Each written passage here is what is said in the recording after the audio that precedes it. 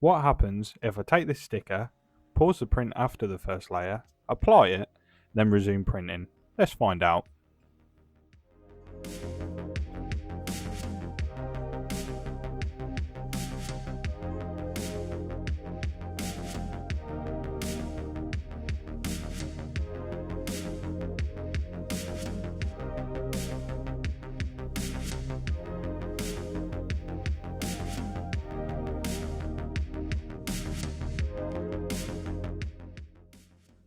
Results are great, but you can visually see the sticker outline, so for the next print, I cut the sticker with minimal border.